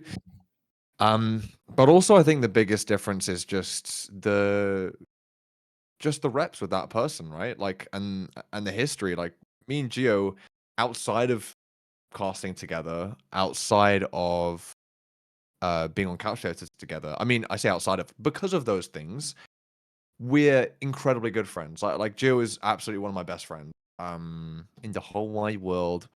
It sounds very cringy to say, but it's true. We're incredibly close, and because of that, we know each other really, really well, and we're able to communicate. I feel like that's a big thing, is that with a random caster partner, you can't be honest. Like Gio has said in the past, like Crumble, you need to work on throwing to me earlier. Like, no judgment, like not trying to throw shade or anything like that. And I don't read it, and I wouldn't read it as that. I just go, yeah, you're right. I know I've been noticing that. I can work on that. And you can't really do that with people you're just casting with every now and again. Probably you can't do that without upsetting some people and making them a little mad at you. But I feel like, yeah, that's the kind of difference, is we really helped each other grow. And also, there's very few. I'm not throwing shade to any color casters I've I've worked with, especially because 2 of them are here in the call with me. 3. But Oh wait, no. 3. Hunter, Have we? No, I don't think you worked with me, but I know Hunter doesn't consider, like, Hunter can color, but he doesn't consider himself a color. Yeah. But I mean, yeah, obviously, I'm not throwing shade to any colors at all. But Geo is like he does a very specific kind of color, which I kind of alluded to it a little bit earlier about that Overwatch matches can really be a story. Like you can tell a story between 2 teams in a match in a broadcast, and Geo does that. I don't know if you guys would agree. Geo does that to a fucking T. Like he that's what he went to school for. What way was it? No, media studies. But that's the thing he's most passionate about above everything else is storytelling. And trust me, that translates to everywhere. He's a very good DM. He's a very, very good DM in my campaign. He's very, very good.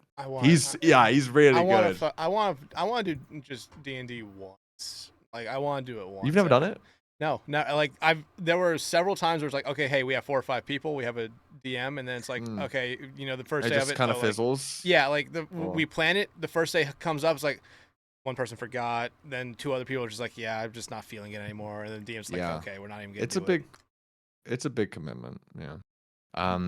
But Gio's really good at that. Like he's good at the D&D, and he's also really good at creating those stories. And for me, the biggest thing I've always tried to do and was always wanting to improve on as a play-by-play was like, I feel like most play-by-players probably refer to it as like zooming in and zooming out, where you're focusing on the macro and then the micro. So you're in the POV of a player, or like, you get handed off to, it's at the start of the fight with third person flying about, drone style, and you're kind of leading off of the color, mentions an ultimate or something.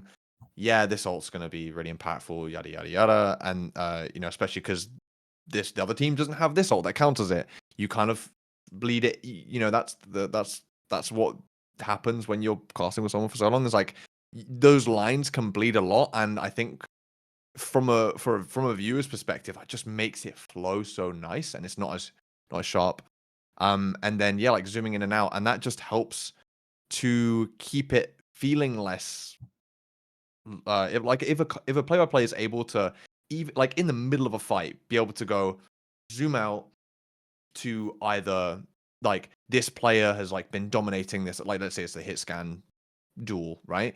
This player's been dominating that. You can link that back to kind of overarching story of the match, or maybe it's just in terms of like like the macro in terms of like positioning, and like what's that saying about like is the team, they were really aggressive to start and now they may be faltering a little bit.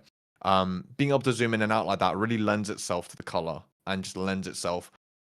I love play-by-play, but I think the color is really what makes or breaks a broadcast for me personally. Like, and you need to give your color all the tools they can to build that story of the match. I think that's the most important thing, because viewers, what is entertaining? Stories are entertaining. That's why we love video games and movies and TV. And if you tune into OWCS and it's just people yapping and it feels like that it's not going anywhere, you're not going to stick around. So that's why, essentially, I'm in love with Geo. That's how I'm basically kind of come full circle here, is that there's not many color casters I've done it with that do it quite like him, and that make me feel as enthralled by Overwatch Esports as that man. So I don't know. I kind of forgot what the question was a little bit. No, it was like the difference of working with someone like as. Okay, yeah, I got round to it. Yeah, no, and then going back and forth with someone, or then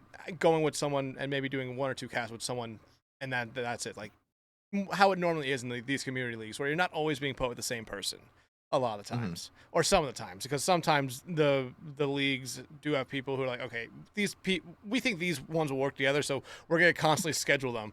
Yeah. Quick sidebar here, Hunter. What the fuck did you post? Dude, this picture of Isaac is killing me. That's just is that? Yeah, this motherfucker, my Hunter, God. is the picture that you post, is that a real photo? Please tell me it's photoshopped. And I just found it on Twitter, so I'm assuming it's photoshopped. And but I saw it, and I'm like, that's too good. We don't need that picture of Spec getting out, or of Isaac getting out. Because we don't need to inflate his ego anymore. We do not. No, but it's sarcastic because whose fucking goat is he? No, I'm just kidding. He's lovely. Actually, fun fact about Isaac is that I feel like maybe Mega, you already know this. I think I might have mentioned it to you, but He's British? me and Isaac, he is British. Unfortunately, just kidding. We're the better country. Anyway, will upset people when I say that. Isaac and my girlfriend, who I'm being very loud, she's sleeping in the next room, but they went to secondary school together, which is just the most random fucking connection. I went up to do Battle for Glasgow with Gio. That was the first time me and Gio actually met in person at that event. And Isaac obviously goes to university in Glasgow, and he was playing for one of the teams, and then. My girlfriend, my lovely girlfriend, she actually told me, you better fucking mention me. My lovely girlfriend, she's holding don't me worry, compliment. I'll make holding this me the compliment. clip so she knows that we Yeah, did make it talk the clip. about her. Yeah, my lovely girlfriend, yeah, she's great. And she was watching the stream, and she was like, she texted me when I was on break, and she was like, I recognize one of the guys playing, and it was. I keep calling him Isaac. Sorry, No, Spec. it's fine. Yeah, okay, yeah. So she saw Isaac in the background, and then of me and Isaac are talking after, and yeah. So there's a bit of a link there, with my goat, Spectron Overwatch. No, don't worry. We've had someone come in here and say Isaac's full legal name. They changed his middle name to Spectron though. Oh, I could pull out his full entire name, but I won't do that to him. I won't do that. Yeah, but no, but and go like I want to ask Hunter and Mega this because like I like having like up until last year I didn't have a duo. Like up until honestly about 10 months ago I did not have a duo. I was always casting with a lot of different people. I think last year I casted with 50 different people.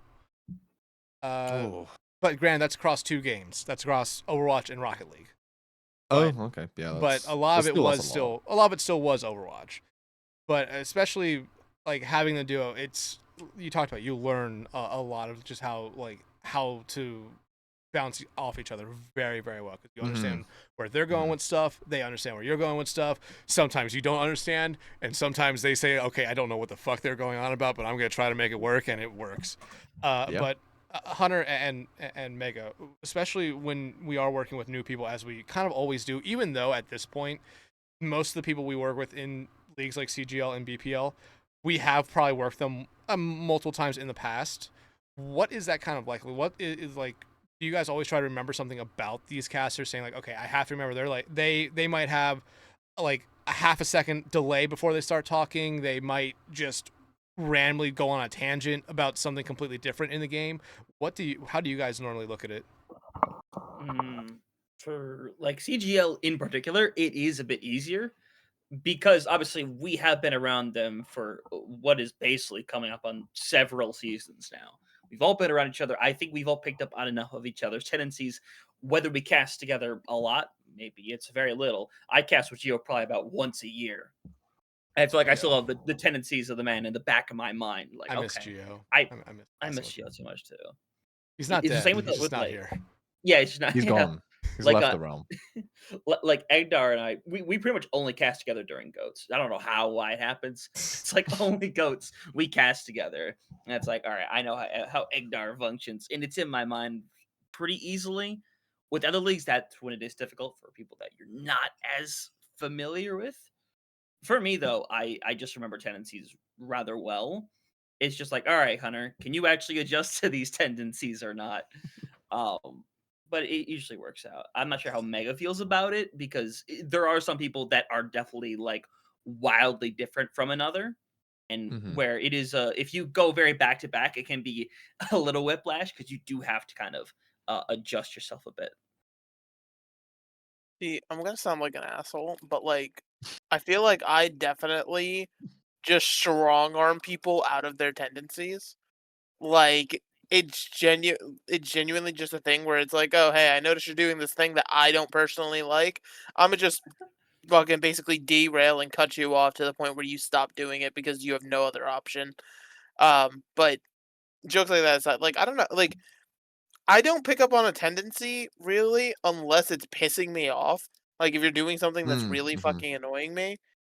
And even then, like it's just one of those things of most of the time I'm just like, realistically, I'm probably not going to see you again or see you only 1 or 2 times, so I'm not going to stress about it all too much. Like it sounds so unbelievably egotistical, but that's just the nature of it, right? Like casters I come and kind of go. get what There's so you're. many, Yeah, yeah, there's just so many casters and stuff like that. It's just kind of like yeah. it's hard to keep track of people. Like if I cast with somebody enough, then like sure I will start to like actually learn and try to figure stuff out. But like for example, even sitting here with the freaking Dex and Hunter, like I feel like I cast with Dex at such a low frequency that like I Aw. could not tell you half of Dex's tendencies and stuff like that. Mm. Poor Pookie. Poor Pookie. Yeah, I do understand what you. I do understand. Why the fuck am I being called Pookie? You don't want to be Pookie? I do get what you mean, and I feel like casting. I was definitely like yapping quite a bit about how much it's valuable to find a cast to do. Don't get it twisted though, because casting with a wide variety of people is really good, because I feel like. I mean, I was talking about like me and Gio doing a bit of the hybrid thing, and that I personally, if I am casting like a very serious thing, like I want to do it with someone like Gio or someone who I've casted with quite a few times, so that we kind of have that. What did I say it was? Like that diffusion. Is that what I said? Or no, that like the color and play, yeah, like bleeds in and out of each other. That synergy, smoothly. like that smooth. Yeah, exactly. Well, yeah, and that I feel like a lot of casters are, at least for Overwatch, because Overwatch is so fast, casters overall have shaped each other by bouncing around into this very, like, we kind of all know, it's that intuition. We all know, like, as a player I play, roughly when to hand off. And as a color, you roughly know when to hand off. As a color, you know roughly what information to give your play-by-play, and as a play-by-play, vice versa. But I feel like there's a special magic to it when, like, I know that Gio wants to set up this storyline, so I'm going to feed him this little bit of information, or particularly focus on on this player that I know he wants to single out.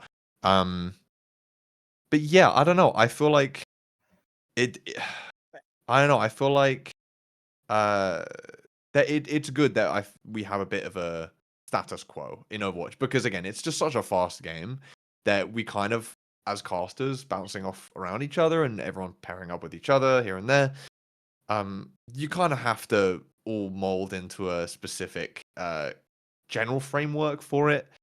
I just think that sometimes it gets a little boring for me. I think that's why I crave Geo. I'm going to shout out a caster right now who was literally my first cast back. Raine, my first cast with her. I mean, Raine we love Raine here. Fucking brilliant. She's brilliant. Also bonus points for having Pokemon stuff in the back. Also grass type as well, because that's my favorite starter type. I want to say she has like a Pokemon tattoo. She does. Yeah, she has a she does. Chikorita. Yeah. See, maybe yeah, that's go why I'm so jaded, because my duo basically has gone to the wolves, and by that I mean he just goes plays fucking TCG at a card shop 8 hours a day now, like a fucking bum. Oh god. Yeah, no, fucking we've lost Fletch to the TCG gamble, bro. So it's kind of sad. That's unfortunate. It's over. Yeah, but Crumble for a refresh on who Fletch is. Look at the Discord. I remember Fletch. Yeah, but that's Fletch dressed as Mega. Yeah, for Halloween. Just noticed. Yeah, that's great. Oh, that's perfect. That clip gets referenced so unbelievably often. He's gonna be kicking his feet if he ever hears about this. Yeah, but yeah, shout out to Raine, because I was quite nervous coming back to cast, and she made me feel completely relaxed, like right away. And also, kind of similarly to Geo, she really paints a picture when she does her color. So I love that. Like that's exactly what I want. Like I want my color to get really specific with it. We can, because like you can talk about the big broad strokes of analysis. You can do that between maps. You have time to do that. Like get specific and really paint a picture in the map. That's something, there's nothing wrong with not doing that. Really, like you're not objectively a worse caster or anything. But I wish more color casters would do that because I feel like it's cool as fuck. I'm finding it hard to describe. It's cool as shit. I like it, and it makes me want to cast with you. So please, it's sick. Notice how he casted with me the other day, but isn't mentioning me painting a picture. I'm noticing. True. Well, you yourself cast are a with me a picture. couple weeks back. No picture there. Apparently. Okay. Listen, one of these days I'm gonna be on like my fucking VTuber rights arc. I swear to God, I'm gonna be like anybody who calls me an image. We're getting like it'll be Oh, the God. next form of Pipe bomb. racism. We're canceling motherfuckers. It's it's a pipe bomb again. God damn it. It's over. It's over. Doug, Dex, what is your obsession with pipe bombs? Do you know how like detectable those are? Like you got to be a little more covert. True. Like honestly, Just- okay, send him an air fryer. What? Leave Why your do you stove got on locked when and you get to- loaded? There that is what you were much doing this whole lore. time? There's air fryer lore in the podcast. There's too much air fryer lore in this podcast. Oh my god, I don't even want to. The last time we got air fryer lore is when we had Ocean on, and what player did he said like kick their air fryer in celebration? something like that. Yeah. Oh God, I don't want to missay which player, but it was. I feel like it was one of the Korean players that had come over. I don't remember which one. It was in Korea. Like he was coaching or managing, like I forget what team he said it was, but like one of the Korean players who I think is like a known name kicked the fucking kicked the rice cooker. My bad, which everyone was kind of mad at because rice cookers are nice. Dude, I love my rice cooker. I use that thing like every single day. I need to get a rice cooker. Everyone keeps on saying like, "Oh yeah, best investment I ever got for my kitchen, a rice cooker." Like, okay, I don't know about best investment I ever like the best one. I think the best investment I ever got for my kitchen. Actually, no, I'm not gonna go on a tangent. I could fucking talk about those. Help. Those are pretty good, I think. Hot take: fridges are cool. Oh, fridges, they're smart. So I have a steamer. Anybody else got a steamer? No, I'm not. I'm not that good enough of a chef to know what the fuck a steamer is supposed to be used for. I'll be honest. I do like cooking. Yeah. Dexatron. Well, you are an air fryer, so I'm sure you do. You are an air fryer. Hey, I got better with cooking. You have. I just remember like the stack of pancakes from a couple of years back. Yeah. Give me a moment here. Let me find my fucked up pancakes. It's not nearly the worst like food image I've seen on on Twitter. Trust me, there have been way worse. Oh, there's some gross shit on there. r/kitchen cells is the best subreddit. Okay, guys. Yeah. All right. Yeah. Oh, I was expecting actual pancakes. Whoa. Oh wait, no. I forgot it. It's... Okay. Dex, I literally made quesadilla today. How do you fuck that up? Oh, wait. Speaking of quesadilla. Yeah, let's see the quesadilla too. Okay, the that quesadilla is like solid. All right. That that was a pepperoni pizza quesadilla. I had pepperoni and red sauce in there. Oh, dude, nothing. That's solid. Dude, quesadilla. I got a craving for it recently. I've been having it like almost every day. They're easy to fucking make. They're easy to make. Well, yeah, like that was for me at least. I'm sure it's the same for a lot of people. That was like my mum comes home from work. She's tired from work. That's what she makes because it's easy. Yeah. So I put quesadilla in my mouth and I'm fucking 6 years old again, man. Yeah. So let me just give a little bit of rundown on these pancakes real quick. I followed the instructions on the fucking bag. I added protein powder, and it's what fucked it up apparently. Oh. You can't just add protein. You have to know your. Okay, never mind. I've never said I'm a fucking chef. do it. Listen, the fact that I have not had access to a kitchen in 2 years is like driving me. Like it makes me itch. Like I just want to bake all day. Oh wait. Hey, speaking of Gio. Wait, pancakes? I thought that was fried chicken. Oh man. Yeah, I guess they look good though. I guess they look good as hell. Oh shit! I just ruined. Fuck! God damn it! Ooh. All right. But speaking Did of I pick up on Mike? No, maybe Okay. I don't know. Speaking of food, Hunter, you want to ask your food question or what's wrong? Dude, it's literally a final fight. I'm sorry, I'm locked in right now. They literally got the final fight. Okay. Like it's do or die right now. This is 1-1 We'll or come back 1-0? to that. Yeah, we'll come back to that that's fine. later. So Hunter normally asks this as a kind of like a because normally we're into like very serious stuff, which I mean we have been. Hunter asked the question of, what's your go-to ice cream flavor? Oh, that's serious. Well, that's Ser- real serious. The most serious question we ask on this That's podcast. serious. Do I be a really basic bitch here? no. Ooh. We've had basic. I like a lot of different ice cream flavors. I think my go-to. I feel like some people hate this flavor, which they're dumb as fuck for this. Mint choc chip. I love mint choc chip. It's great. Solid flavor. Yeah, I think it's either that or like the thing about me is that I don't have like a super I'm not much of a sweet tooth, so Yeah. So like I used to love cookie dough, but now I've tried it. It's just oh my god, it's just so sickly. You lost Especially me there. okay, guys. Actually, you lost me in Mega there. Hold on. Actually, okay, let me rephrase that. It's a spectrum of cookie dough because like Haagen-Dazs or Ben & Jerry's cookies and cream, like I like it, but it's still a little too sweet for me, maybe. But then, oh my god, the Oreo one, dude, that shit makes me want to vomit. That shit is. Are you talking about cookies and cream or cookie dough? I think both. Maybe both. I don't know. Whatever Oreo ice cream there is, it's really sweet. But my dad actually makes ice cream. It's funny that you're asking this question. My dad actually does make ice cream, not for a living or anything. I was gonna say for a living. No, that would be cool. I think I always joke chill. with him. Pardon? It'd be chill. It would be a chill job, and I always tell him that I know what he wants to do, which is that once him and my mum retire, they've actually already they're kind of general Crumble family law. Their retirement is kind of already in its way. Like they're pretty much half living. I don't know how much about UK geography do you guys know? Half living.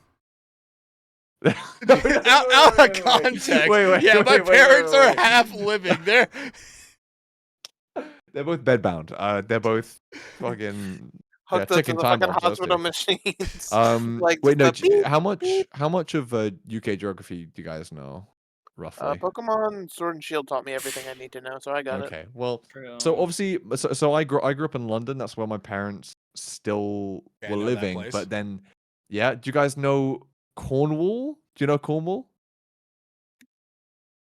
Yeah, immediately fucking going into Google Maps. Yes, I know Cornwall. Give me one moment. Absolutely. So okay, so essentially Cornwall is that like bit down in the bottom left that goes like that's like really thin. It kind of looks like a bit like a shoe. Yeah, there you go. You can see it on stream. You can zoom out a little bit though, because Cornwall is like quite yeah. So it's that like you've got Wales, which is that sticky out bit in the left side, and then the bottom left sticky out bit. That's the whole area is like Cornwall and Devon. So essentially, that's where old people go to die a little bit. But it's beautiful there, and that's where my parents are retiring to.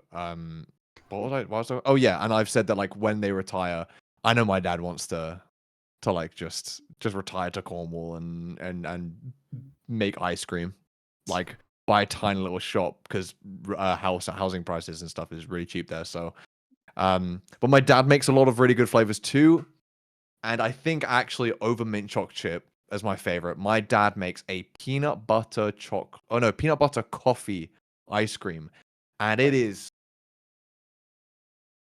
so good. It's so good. That does sound good. Shout out guy. Wait, I was about to say his full name. Wait. Let's drop Crumble's dad's full name. Time to dox my dad. Shout out Father Crumble. You rock, and your ice cream is really, really good. I'm gonna send him that clip so that he doesn't write me out of his will or something. I don't know. That's smart. That'd be a sad reason to write. You wrote. Yeah, he didn't talk about me on the fucking podcast he was on. What a dickhead. What a twat. Last thing with the ice cream thing. Do you fuck with sprinkles?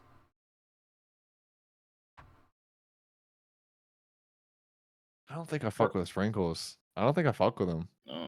if there's gonna be crunchiness in the ice cream, it's supposed to be there with like the what's in there already. You know what I mean?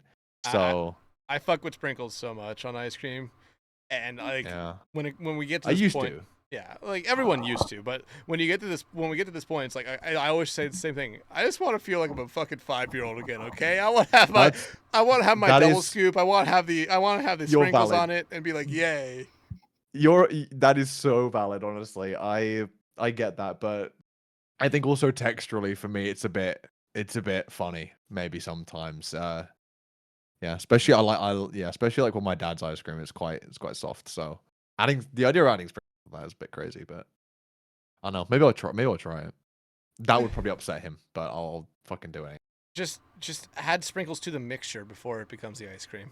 Okay, now that's a different thing. That I would do for the crunch, but Yeah. adding it on after is where I'm a bit iffy on it. Yeah. Anyone else make fucking ice cream? Like, dude, I make an ice cream soup when you're like Ice cream? 5 years old. You mean just Yeah. eating melted ice cream? No. I Yeah. mean like you've got your ice cream and like the sprinkles and the sauce. The sauce is that right? No, It's Yeah, all the the- syrup. Yes. the chocolate sauce. Yeah, syrup. sauce, That's yeah. kind of what. Yeah, I was trying to say syrup. And you just like mix it together, not like just before it gets to like too melted, and then you just like screw that shit up. No, is that just me? Ice cream soup? I see what you're getting Maybe? at, but Maybe at one It's time, great. but I don't think I liked it that much. Every time, I did that every time when I was a child. I did do it I a was lot. I was a fucking cretin. I used to mix all my foods together. I'd make like OCD people near me probably have a fucking heart attack and die. But You just I'm just imagining you made everything into a soup. yeah, like I have a roast dinner with my family. And I just put it all in the blender. God. No, that would actually be really sacrilegious. I would never do that. Yeah. That sounds horrible. Yeah, All right. blend your ice cream. Blend. That's just a milkshake. That is Yeah. kind of just a milkshake, but yeah, Mm. those are my answers. If it's not my dad's ice cream, then it's mint choc chip. If it is my dad's ice cream, then it's his peanut butter coffee because that's really good. All right, Hunter. Your turn. Okay. I actually had to think of what the question was for a minute. I'm so like out of it today. That's crazy. But I know it now, so I can say it. Okay. Crumble. Obviously, we've been around the gaming space for who knows how long within our lives. Sometimes we have one name that we stick to through it. Maybe it's related to our name. Maybe it's completely irrelevant. But this leads to me asking a very important question. I'll let you know, but everybody who comes on here is why did you decide on the name Crumble as your handle? Well, firstly, I apple crumble is probably my favorite dessert. I think overall, I love apple crumble. But the main reason why I named it like it started off with my Battle.net account that I named Crumble, and then obviously from there scrimming, and then casting from there. So that's where it started, was my battle tag. And I was visiting some family friends, and we were watching this UK TV show called Friday Night Dinner. I don't know if you guys have heard of it, but it's very close to home for me because it's called Friday Night Dinner. It's about a like Jewish like Shabbat dinner, like family dinner. And the dad in the show, they always have apple crumble every week, and he said crumble. And I don't know, hearing someone else say it, I was like, oh, that's a pretty good bout. Like that's a pretty good gamer tag, crumble. And then I put it in, and I was like, I looked, I'm like, it's a bit long, so I just shortened it to Crumble, and the rest is history. Yeah, I just ran with that since like 2018, and I honestly love it. I'm glad it went down that way because I think Crumble suits me quite a lot, especially because the dessert. I love that. I was Eat gonna that say. every day. I was gonna say if you ever have a second account on Battle.net, it just has to be called Crimble now. True. Wait, what is my? Oh, I think my second one is called Nitnat actually, which is which is my actual name. Not Nitnat. Nat is my actual name. So that's what I was called. But I should just buy another fucking phone or another SIM contract so I can. Oh, I forgot. I forgot this. Yeah. I've only had the one Battle.net account I made before you needed all that shit, so I haven't ever had to go back through and add a phone number. It sucks. But yeah, that's where it comes from. So there's the lore. Good It's lore. the lore drop. Good lore. Good lore. It's good. Yeah. It's solid lore. We take that. All right, Mega. All right, Crumble. So in case you haven't like picked up on it, I am the hater. I am the evil of this group. Right. So I want you to think back through all the esports casts you've done. Um, and as I always say, the pettier the better with this. But I want you to think of a time where someone or something has truly grinded your gears.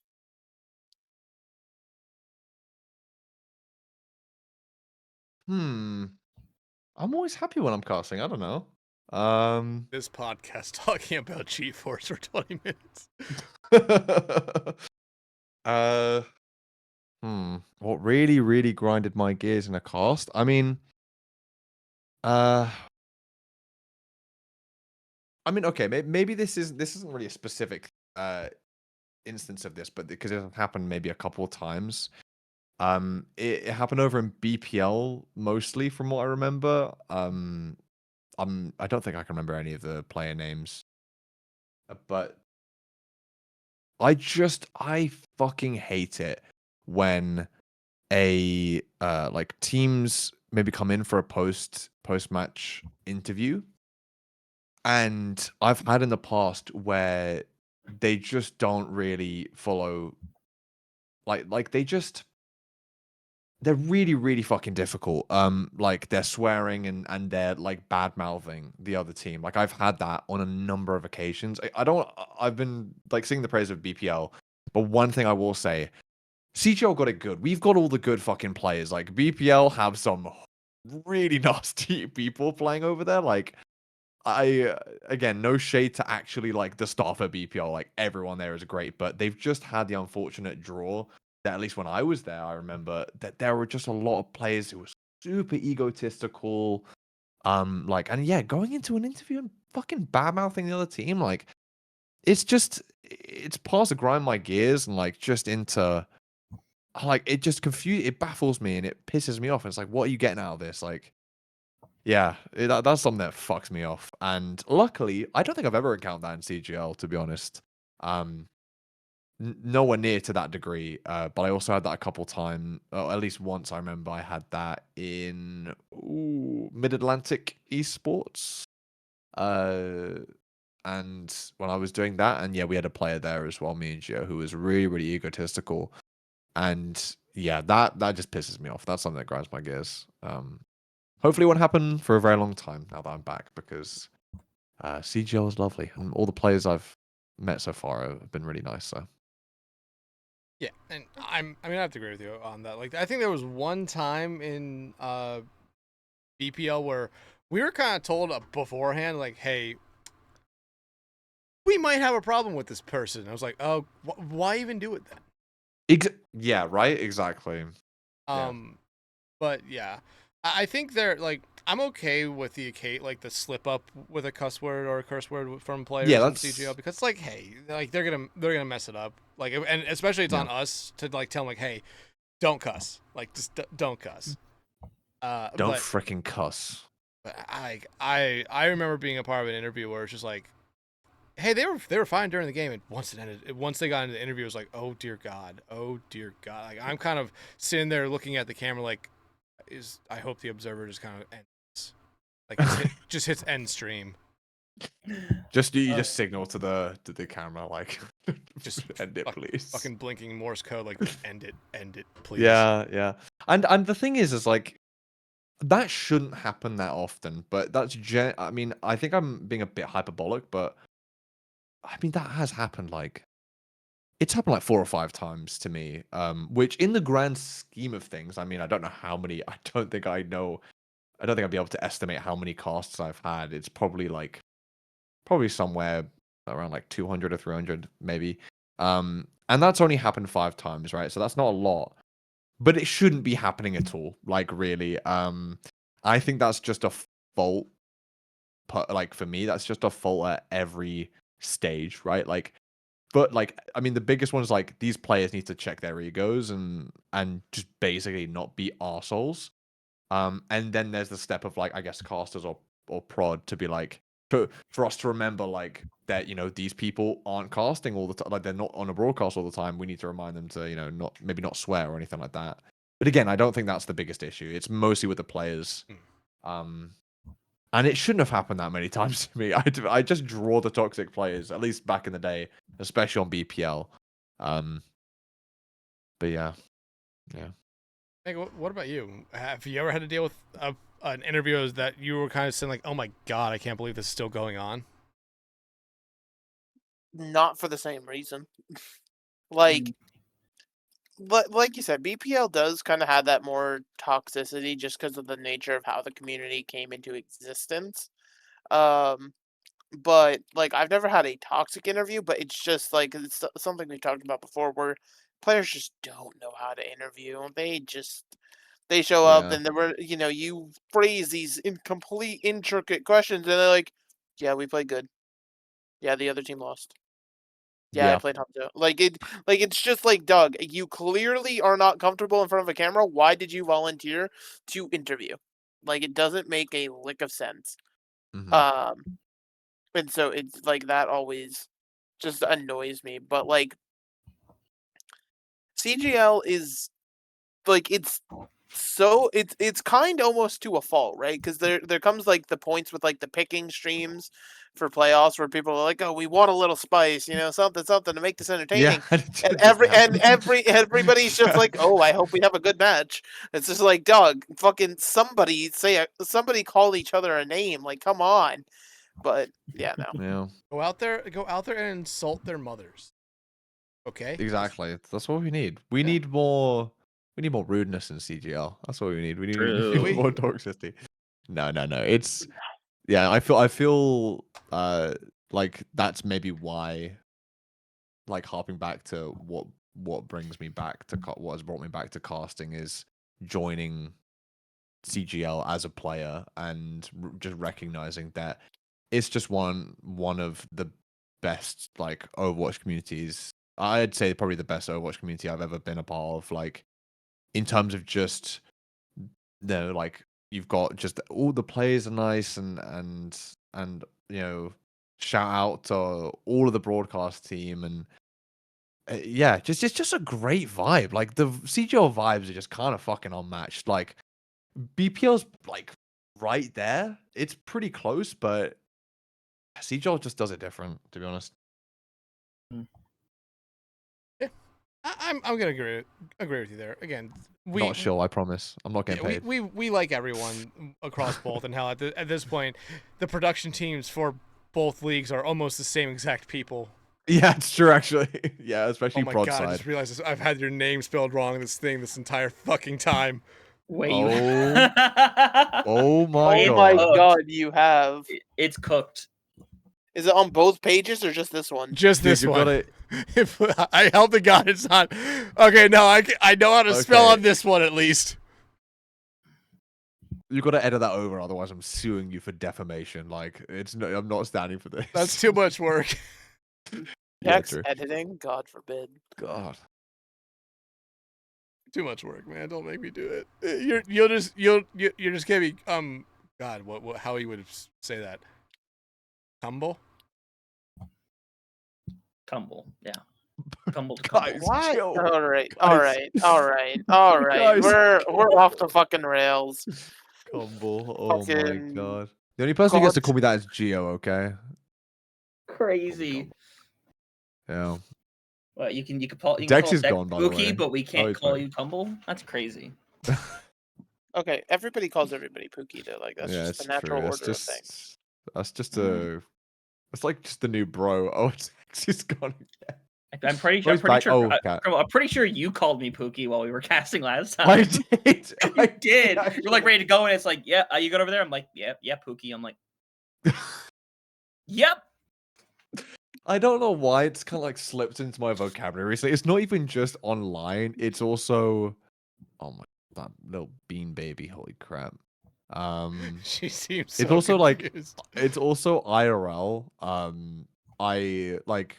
For reference, I play volleyball. Outside of gaming, the main thing that I do is play volleyball. And one of my teammates in a match, I just kept calling him Pookie. Not even intentional. I just kept accidentally calling him fucking Pookie. I think that's saying something more about yourself than maybe what you knew. Yeah, it's just I've just got the Pookie infection. I'm sorry, guys. It's terminal. Oh, there's the name of the episode. The terminal. Pookie. Crumble dying from Pookie infection, comma, it's terminal. Yeah, that's perfect. I like that. Yeah. Or it's terminal. I don't know, but I think that's a good point. That's a good point as any to wrap up this one here. No. Yeah, we're gonna end it on the Pookie infection. God. But That sucks. That's a bad luck for me. That's okay. No, it's great. No, that's a great way. That's a great place. I am what I am. Mega Hunter, don't you agree? That's a good place to end it. Fuck me. Yeah, I don't think it's getting much better than that, but it could definitely get worse. So let's just keep the hole where it's at, you know. Let's not dig an even deeper crawl space under our all-time low, okay? Correct. I agree. Okay, that will do it for this week's episode of 4 Level Prod. Crumble, as always, man. Thank you so much for joining us, especially with time zone differences and then fucking daylight savings time fucking this up a little bit. Thank you. How to make it here, though. Yep. Hopefully, I was gonna say we were getting very heated talking about G-Force. It'd be really funny if your girlfriend woke up and was like in the middle of the G-Force. Yeah. No. What the fuck are they talking about? But no, Hunter, as always, thank you to Hunter and Megan. Thank you to everyone who's watched or listened to this podcast. Make sure you subscribe to us on YouTube, follow us on Spotify, and join us next week, as I actually do know who we're going to have next week. So stay tuned for that one. And until then, hope you have a good week, and see you then. Bye, y'all.